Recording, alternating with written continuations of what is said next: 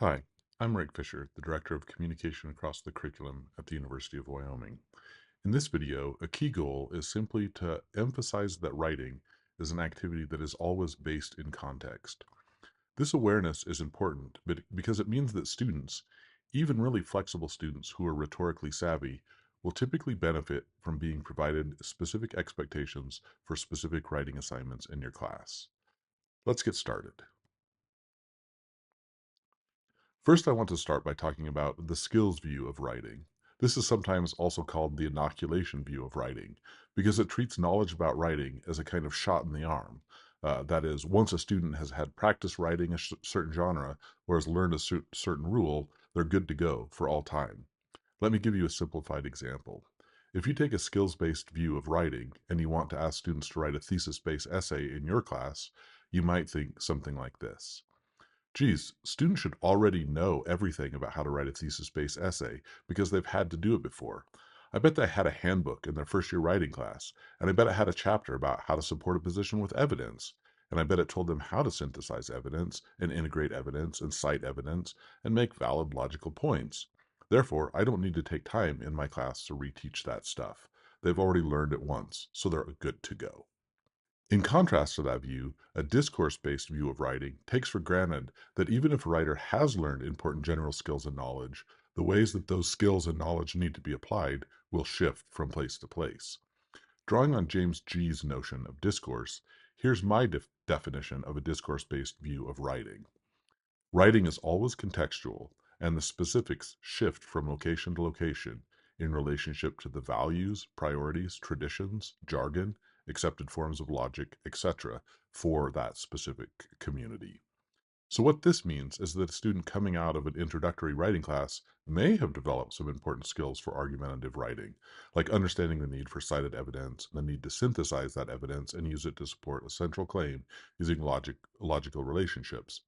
But those skills alone won't necessarily help a student know specific expectations for specific communities or classes they might enter. So that means that students will generally benefit from some direct instruction or explanation about how to do that kind of writing about a position if it is a specific genre that you're assigning, like a literary analysis or a recommendation memo, a lab report, a position paper, or something else. So, a discourse view of writing expects that students will have some existing knowledge and skills about writing, but it also understands that students will need help knowing how to apply that general knowledge to new or unfamiliar contexts. So, from a discourse based view of writing, here are some tips for assigning writing in your classroom. First, find out what general skills and knowledge students already have. This is what educators often call activating prior knowledge.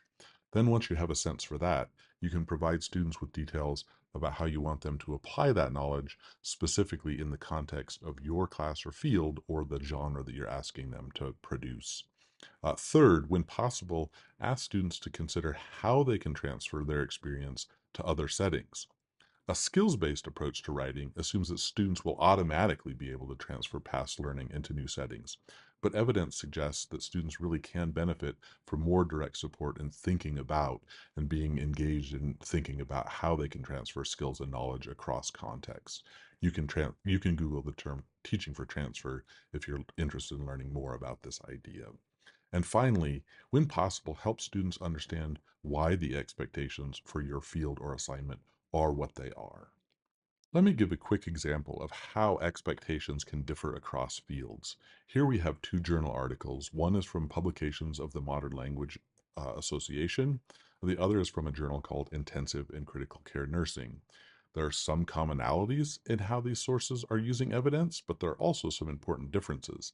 And those differences, in this case, can be pointed back to some of the key values of these two fields. So, in literary criticism, one of the key values is precise use of language. And so here we can see that the journal expects page numbers, and there's often a good bit of direct quotation.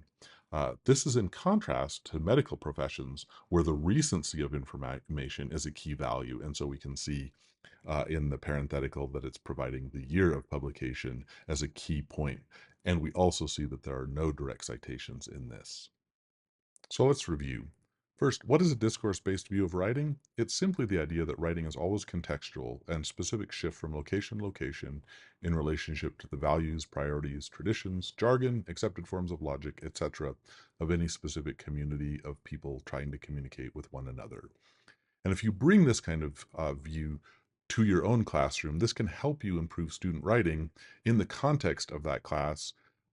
If you will find out what general skills students already have, if you'll provide students with details and examples about how you want them to apply existing knowledge in the context of your class or field or genre, if you can help students understand why those expectations are what they are, and then finally help students to consider how they can transfer what they've learned about writing from your class into other classes.